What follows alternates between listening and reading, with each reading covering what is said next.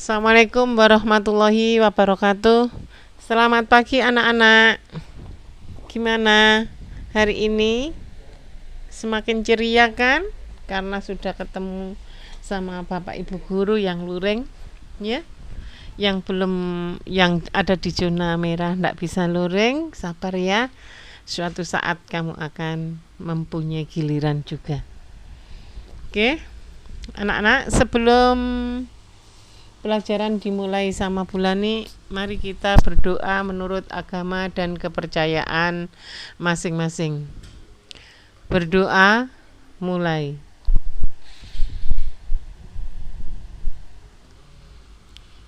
Selesai. Anak-anak, kita ketemu lagi di daftar isi untuk mengingatkan kita bahwa bab 1 sudah kita lalui, begitu juga bab 2. Sekarang kita masuk bab 3. Peraturan perundang-undangan dalam sistem hukum Indonesia. Oke, seperti yang diberi contoh kemarin Bulani, membudayakan antri. Oke, kita masuk di nomor 3, asas-asas pembentukan peraturan perundang-undangan. Kalian buka buku paket kalian halaman 55. Oke, asas-asas pembentukan peraturan daerah itu ada 7. Ya, yang pertama, kejelasan tujuan. Ini menurut pasal 5, ya. Menurut pasal 5 itu ada kejelasan tujuan. Apa sih Bu kejelasan tujuan yang dimaksud itu? Kejelasan tujuan yang dimaksud dalam setiap pembentukan peraturan perundang-undangan harus mempunyai tujuan yang jelas yang hendak dicapai.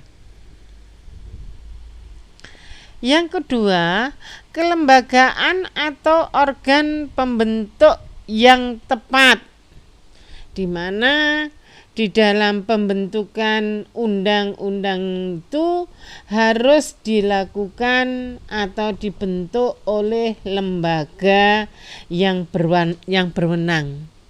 Bu, bagaimana Bu kalau undang-undang itu dibentuk bukan oleh lembaga yang berwenang? Ya batal, Nak. Nggak bisa diundangkan, ya. Itu. Yang ketiga, kesesuaian antara jenis hierarki dan materi muatan. Yang dimaksud di sini adalah dalam pembentukan peraturan perundang-undangan, pembuat harus benar-benar memperhatikan materi muatan yang tepat sesuai dengan jenis hierarki peraturan perundang-undangan tersebut. Materinya harus jelas. Ya. Apa sih hierarki itu? Hierarki itu adalah tingkatan, Nah. Ya. Oke. Yang keempat, dapat dilaksanakan. Yang dimaksud dapat dilaksanakan bahwa setiap pembentukan peraturan perundang-undangan harus memperhitungkan efektivitas peraturan perundang-undangan tersebut di dalam masyarakat, baik secara filosofis, sosiologis maupun yuridisnya, dari filsafatnya. Penerapan secara umumnya itu harus benar-benar diperhatikan. Yang kelima, kedayagunaan dan kehasilgunaan. Yang dimaksud di sini peraturan perundang-undangan dibuat karena memang benar-benar dibutuhkan. Manfaatnya betul-betul untuk mengatur kehidupan bermasyarakat, berbangsa dan bernegara. Yang keenam, kejelasan rumusan. Kejelasan rumusan di sini yang dimaksud bahwa setiap peraturan perundang-undangan itu memenuhi persyaratan teknik penyusunan perundang-undangan, sistematika, pilihan kata-kata atau istilahnya, bahasa hukum yang jelas, mudah dimengerti sehingga tidak menimbulkan multitafsir, ya. Seperti itu. Yang terakhir, keterbukaan. Yang dimaksud ini, pembentukan peraturan perundang-undangan itu yang direncanakan dalam perencanaan, penyusunan, pembahasan, pengesahan, penetapan, dan pengundangan itu bersifat transparan atau terbuka. Kalau dilakukan dengan transparan atau terbuka itu masyarakat luas itu tidak menduga-duga atau menafsirkan yang negatif seperti baru-barusan ini yang rame ada demo. Lah ya kan? Ya, itu karena apa? Karena masyarakat merasa bahwa peraturan perundang-undangan itu tidak terbuka. Ya, itu mengenai asas-asas pembentukan peraturan perundang-undangan menurut pasal 5. Terus dipertegas di dalam pasal 6-nya ya, bahwa dalam pasal 6 ini bahwa materi peraturan perundang-undangan harus mencerminkan asas-asas ini yang ada di samping itu. Kamu buka halaman 56. Ya, yang pertama adanya pengayoman. Pengayoman itu apa sih? Ngayomi itu melindungi. Ya.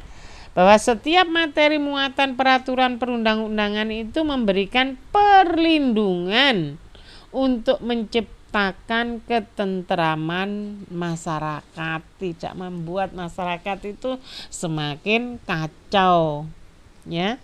Yang kedua, kemanusiaan menurut pasal 6. Kemanusiaan, ya. Manusia itu dihormati hak asasinya, ya, harkat dan martabat setiap manusia sebagai warga negara dan penduduk Indonesia secara proporsional, ya. Tuh. Yang ketiga, kekeluargaan. Kekeluargaan yang dimaksud di sini bahwa setiap materi muatan peraturan perundang-undangan harus mencerminkan musyawarah untuk mencapai mufakat di dalam pengambilan suatu keputusan. Yang berikutnya, kenusantaraan. Yang dimaksud ini, materi muatan peraturan perundang-undangan senantiasa memperhatikan pertimbangan seluruh warga atau seluruh wilayah Indonesia. Ya, terus Bhinneka Tunggal Ika. Masih ingat kan apa Bhinneka Tunggal Ika? Berbeda-beda tetapi tetap satu juga. Kalian ingat bahwa di negara Indonesia itu multikultur, beragam agamanya, keragaman penduduknya, keragaman suku, golongan, ya, kondisi khusus daerah, budaya dan lain sebagainya. Itu ya nak ya. Terus keadilan, kesamaan kedudukan dalam hukum dan pemerintahan, persamaan kedudukan dalam hukum dan pemerintahan dicatat ditulis Bulani loro, ketertiban dan kepastian hukum, yang terakhir keseimbangan, keserasian dan keselarasan. Ini ada, bisa kalian baca di halaman 56 di buku paket kalian. Oke. Penyusunan peraturan perundang-undangan itu RUU, rancangan undang-undang, itu diajukan oleh DPR dan Presiden. Pengajuan RUU itu bisa dari Presiden, diajukan oleh presidennya, ada juga yang dimunculkan oleh DPR. RUU yang dibuat oleh DPR. Otomatis kamu bisa membayangkan kalau RUU itu diajukan oleh presiden, ini adalah RUU untuk kepentingan pemerintah. Pemerintah mempunyai kehendak. Kalau RUU yang diajukan oleh DPR, itu berarti sumber dari RUU ini dari masyarakat. Ya, kalau dari presiden ini dari pengajuan pemerintah, kalau RUU yang diajukan DPR ini diajukan atas usul daripada rakyat atau masyarakat. Jelas ya dari sini, Nak? Oke, pinter anak Ibu Lani. Ya, ini prosesnya, Nak. Nanti lebih detail, nanti saya jelaskan lagi lebih rinci nanti setelah ini. Ya, penyusunan RUU yang diajukan oleh presiden, RUU yang dibuat oleh presiden, itu diajukan kepada DPR. Ya, RUU itu diajukan oleh kepada DPR. Ya, nanti di sini DPR mempelajari apakah RUU yang dibuat oleh presiden ini tidak memberatkan masyarakat atau bagaimana, ya. Nanti RUU ini bisa disetujui, bisa juga tidak disetujui. Kalau tidak disetujui oleh DPR dianggap memberatkan masyarakat, maka RUU ini tidak bisa diundangkan.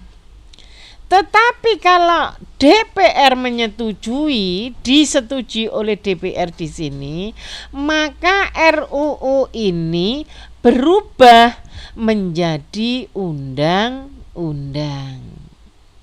Ya, jelas ya, Nak? Oke. Sekarang kita bahas sumber yang berasal dari DPR. RUU yang diajukan oleh DPR, tadi sudah dikatakan Bulani, bahwa RUU itu atas kehendak dari masyarakat. Ya. RUU ini disampaikan kepada Presiden. Pak Presiden, ini masyarakat menghendaki adanya RUU. Nah, kalau disetujui, maka RUU itu langsung bisa berubah menjadi UU atau undang-undang. Jelas ya, anak-anak? Nanti kita akan membahas di pertemuan yang akan datang. Kalian pelajari proses penyusunan peraturan perundang-undangan, halaman 58. Nanti kita bahas bersama. Ya apa sih MPR di dalam merubah atau mengamandemen pasal-pasal dari Undang-Undang Dasar, ya. Nanti kita pelajari di pertemuan berikutnya. Sampai di sini dulu anak-anak. Sebelum materi PPKN hari ini Bulani tutup, mari kita berdoa menurut agama dan kepercayaan masing-masing, supaya materi yang kita pelajari ini bisa kamu terima dengan baik, hidupnya berguna untuk kehidupanmu sekarang maupun yang akan datang. Demikian anak-anak, berdoa selesai. Assalamualaikum warahmatullahi wabarakatuh.